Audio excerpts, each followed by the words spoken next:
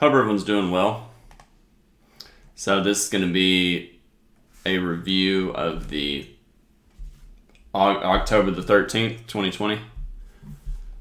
So coming into the day, there was a few things that I thought was likely. The first was we would close above the open, and we closed slightly above it. The reason for that is, the reason for that is we've had 3 consecutive bear bars on the daily chart, and the last time we had that was over here. But if you just zoom out, when's the last time you've seen 4 consecutive bearish days? And that's not all that common when you're in a tight bull channel. And obviously we've been in a tight bull channel for quite some time. Let me try and do this so it's a little easier for everyone to see it. So there you go. So here's the daily chart. Here's the past few days, 3 consecutive bear bars. What are the odds we're going to go to 4th? Well, I thought it was unlikely. Therefore, I thought it was likely any sell-off we'd rally up into the close at a minimum. So, let me do this.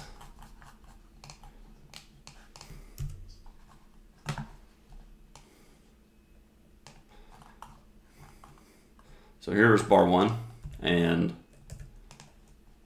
you could argue that we were in a broad bear channel. Reversal up, reversals down.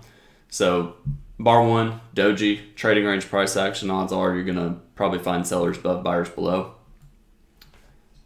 Second bar of the day is a bull bar, and although it's a reasonable buy, you're betting on a breakout of a channel. Most channels evolve into trading ranges and go sideways. So it's likely you could find some form of resistance at this high, or maybe up here. So it's not a great buy above, and that's why. So 20% chance this is the low of the day. It's top of the trading range. Probably more sellers up here, probably sellers above bar 1. Then you get a big bear bar. Well, just as there's more sellers above here, there's probably more buyers below this bar and below here. The only problem is on the open you can get a big sell-off. So if you're an institution and you're buying percentages down, you'll probably make money. But it's not an easy thing to do for most people, and most people shouldn't do that. Most people should wait for some sort of breakout or stop entry. Bar 4, consecutive big bear bars. Odds are you're going at least a little bit lower, probably going to test the low of the day, and probably strong enough that you'll get a measured move down. Follow through, but it is a vacuum. It's a sell vacuum, test of support. What we don't know is this going to be strong enough to lead to a successful breakout and more down? I don't think it will. In part because we've been in a bear channel for several days. Hence the 3 consecutive bear trend days on the daily chart. So here, 9 o'clock, bar 6, doji.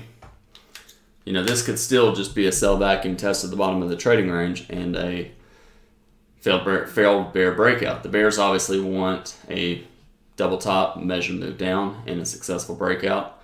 Below the range, the bulls want some sort of wedge, double bottom, and a rally back to the top of the trading range or broad channel, however you want to call it. Inside bars, not strong enough to reverse this, so odds are probably sellers above and going at least a little bit lower. Triangle, possible final flag, and then we get a big bear bar. So big bar, it's a surprise, but it really could be the low of the day. It could be some sort of failed breakout of a channel, and then we fail and go back in the channel and have to test the top. And in part, that's what I think is going to happen. We don't know that yet. If we get another big follow-through bar closing down here, then I'm wrong and we're going lower. But this tail down here, this hesitation here, this bad signal bar here, makes me think that this is some sort of sell climax, pause, sell climax. So it is. It's 3 consecutive sell climaxes. It's a wedge. It's a nested wedge. 1, 2, 3. 1, 2, 3. However you want to put it. You could say the channels, these lows and these lows. It really doesn't matter.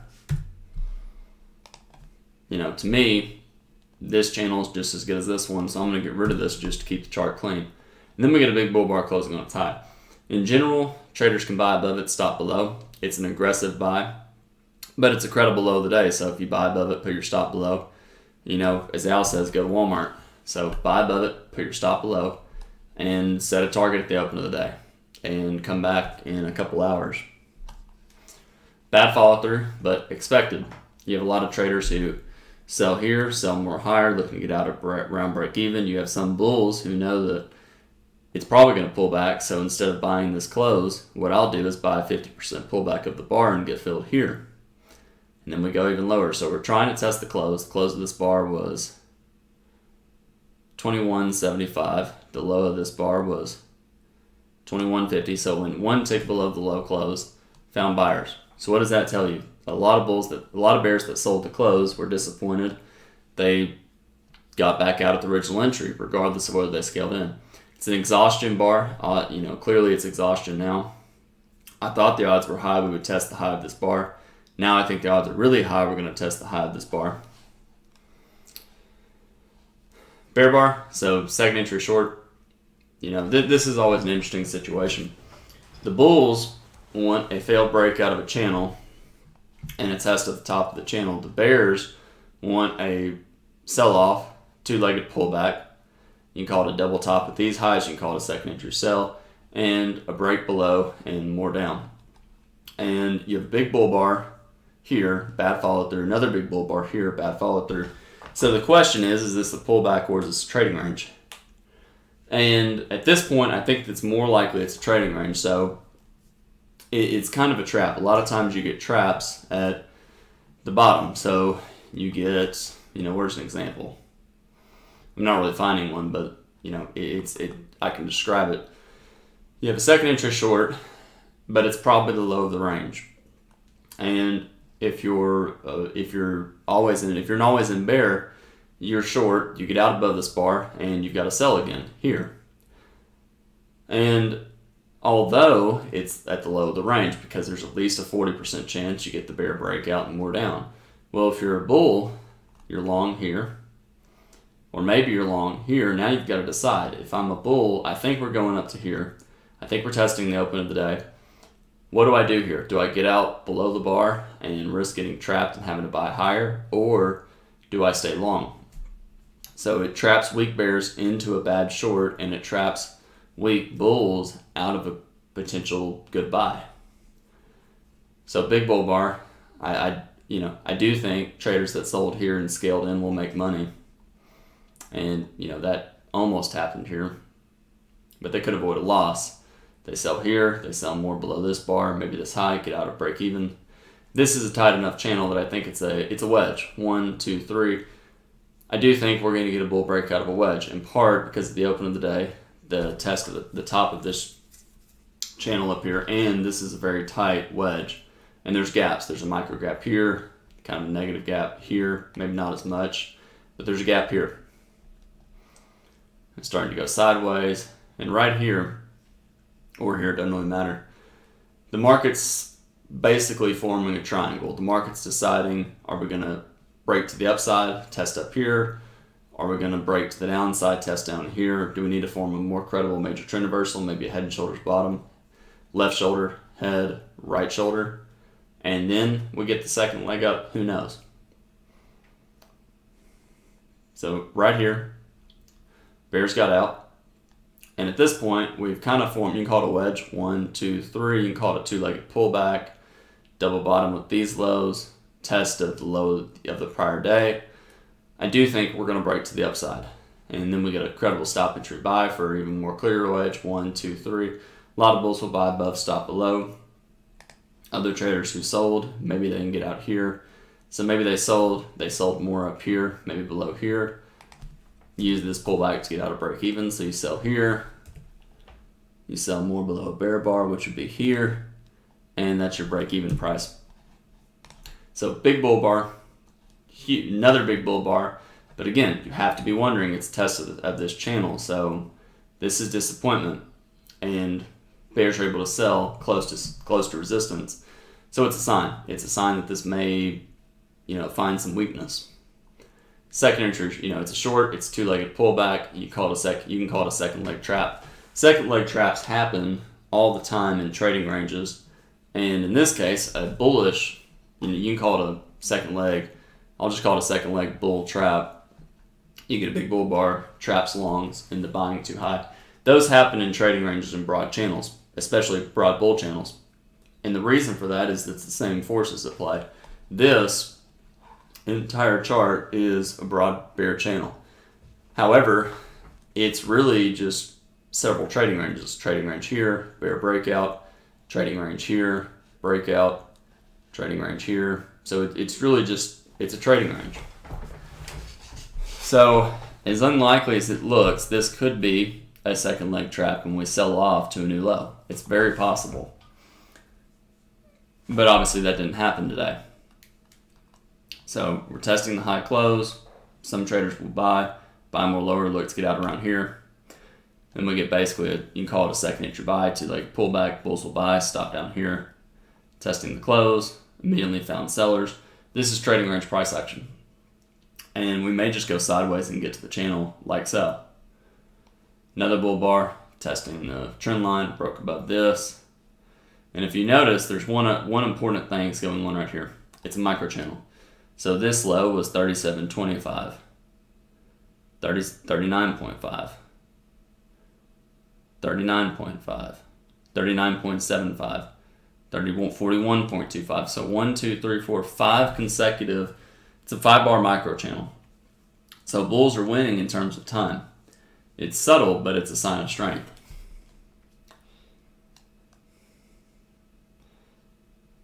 And 1 4-bar micro channel, 5-bar micro channel.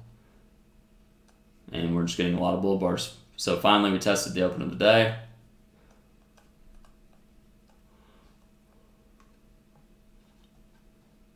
You can buy the close anywhere in here. You have the Fed report coming out soon, so I'd be kind of careful about wanting to be long up here. Two-legged pullback, big bull bar. It was the Fed bar, closed on as a doji. A lot of times when you see the Fed report on a smaller time frame, you get a lot of moves up and down, so you have to be really careful about what you're doing and not be in a rush, because even though this was a big bull bar closing on its high for most of the day, it sold off.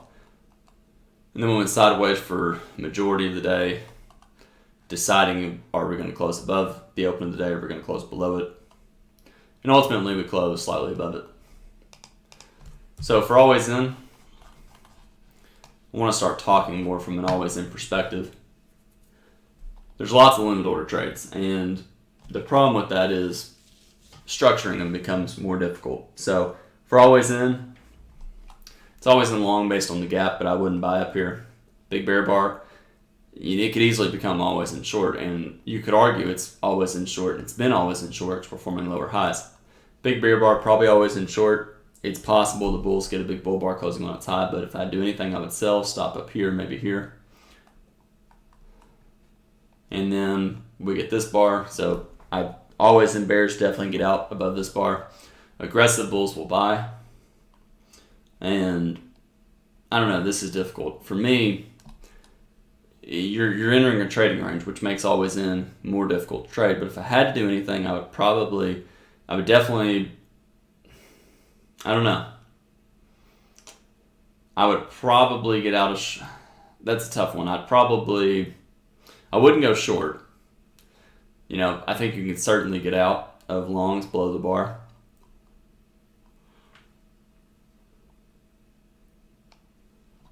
And if you didn't get out of longs below the bar, maybe you get out below here, but it's a tight channel. And, maybe do you buy again here? Probably not. And then you probably buy above this bar, stop below here. Do you get out here? You probably can. I wouldn't go short, but you could certainly get out below the bar, betting on a few legs sideways to down. Then maybe, arguably you've got to buy again, so maybe you buy again here. But if you do, what do you do here? Do you get out? You can, you don't have to. In theory, the low of this bar is 39.5, the low of this bar is 39.75, so your stop would be one tick below 39.5, and it wouldn't have triggered. and then maybe it'll trigger it there. So I don't know. This gets tricky. And this is my problem with always in right here is it becomes very difficult to trade here and here and here, which is why I'd rather just I wouldn't be in such a rush to swing trade this or this. So do you maybe what do you do? Well, it's always in long. You can buy for any reason. This is either going to be a pullback in a bull trend or some sort of pullback that evolves into a trading range and then a reversal. So, kind of like this. Well, it's not really that great, but we'll just draw like that. Maybe this is the lower high. We break above the lower high and we sell off. So I don't want to get too caught up in that. So clearly always in long, buy for any reason. And then boom, on this bar, what do? Well, I'd just get out at the close somewhere in here. It's a Fed bar, so I'd get out anywhere in here. Probably 30 minutes at a minimum, so probably I'd just see this big bull bar, it's moving average, I'd probably just take profits and if I was long and get out.